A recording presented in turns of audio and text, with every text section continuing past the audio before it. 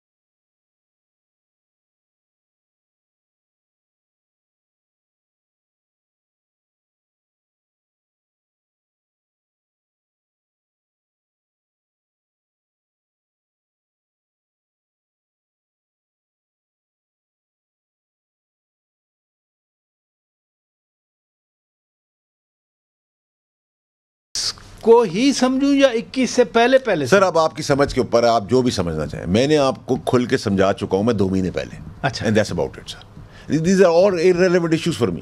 یہ میری relevant issues نہیں ہیں سر. ادھر پورے ملک کی جان آئی ہوئی ہے. تاثر کیا دیا جا رہا ہے؟ یہ انہوں نے احتجاج کی کال، وہ ایس سی او کا نام نہیں لے رہے، وہ کہہ رہے ہیں کہ جی یہ غیر آئینی کام ہونے جا رہا ہے، آئینی ترامیم. سر یہ آئینی کام ہو رہا ہے، ہم گولی ماریں گے. یہ آئینی کام ہو رہا ہے، ہم چڑھائی کریں گے. یہ آئینی کام تھے جو اس سے پہلے کیا. آپ کہہ رہے ہیں سیاسی ہم پہ کیسز بنائے گئے. 190 ملین کے سیاسی تھا. میں نے اس وقت بھی ریکارڈ کیسے بولا جب میں وزیر تھا. ٹھیک ہے، کیا جو آپ نے 9 مئی کی وہ سیاسی کیس تھا؟ جو آپ کل کرنے جا رہے ہیں اور اس کے بعد آگے کرنے جا رہے ہیں وہ کیا سیاسی کیس ہے؟ 9 مئی کو تو وہ تسلیم نہیں کر رہے نا، وہ کہتے ہیں ہم نے نہیں کیا. دیکھیں نا بات سنیں، ان کا انٹرویو پر آج صاحب میں نے آپ کو بار بار کہتا ہوں میں ان بچوں کے ماں باپ کا انٹرویو لیں جو 9 مئی میں پھنس گئے ہیں اور کسی نے پیچھے مڑ کے دیکھا نہیں اور کہا ہمارا کوئی تعلق نہیں ہے. اب یہ سیاست نہیں چلے گی سر. اب غریبوں کو, معصوم لوگوں کو مرنے نہیں دیں گے سر. اپنی بھرپور کوشش کریں گے کہ اس کو روکیں, اور روک بھی لیں گے. پہلے بھی روکا تھا, ابھی بھی اللہ اسباب لگا, نیت صاف ہوگی منزل آسان ہوگی. باقی دیکھیں 2 تاثر ہیں. ایک تاثر ہے کہ پی ٹی آئی کی پشت پہ سیاستدانوں نے یہ بیچ دیا ہے کہ پی ٹی آئی کی پشت پہ کورٹ کھڑی ہے. دوسری طرف سیاستدانوں نے بیچ دیا ہے کہ گورنمنٹ کے پیچھے فوج کھڑی ہے, اور یہ دونوں ادارے سپریم کورٹ اور فوج آمنے سامنے. یہ تاثر دینے میں کامیاب سمجھ رہی ہے سیاستدان, جبکہ ایسا کیس ہے نہیں. یہ بھی سپریم کورٹ بھی ہمارے لیے قابل زیادہ ریلیونٹ ہے, اور اسٹیبلشمنٹ بھی ہمارے لیے قابل زیادہ ریلیونٹ ہے. ٹھیک ہے, اور یہ دونوں آمنے سامنے نہیں آ سکتے. اگر کبھی آ گئے تو اس کا نقصان پاکستان کو ہوگا. تو ان کا ساتھ چلنا ہی پاکستان کی بہتری کے لیے. ایک نے انصاف دینا ہے, ایک بیک اینڈ پہ بیچ کے کریڈٹ بھی نہیں لیتے. روز جنازے ہم اٹھاتے ہیں, ان کے ایک ٹکٹ چلاتے ہیں, جی بہادر شاہ شہید نے شہادت پالی. ٹھیک ہے, اس کا ہم نہیں ان کو پوچھتے. نہ ہم مرنے کے لیے آئے ہیں, اللہ بڑے بہت برے وقت سے بچائے. سیاستدان صرف نعرے لگاتا ہے. اور ایک پولیس والا شہید ہوتا ہے تو اس کے لیے بھی ایک ٹکٹ چلتا ہے, اس کو کوئی نہیں پوچھتا. نہ آپ پولیس والوں کو سپریم کورٹ تذلیل کریں ان کی, نہ سی ایم کریں, نہ منسٹرز کریں. وہ بڑی مشکلات کے اندر پاکستان کی بقا کے لیے جانیں دیتے ہیں.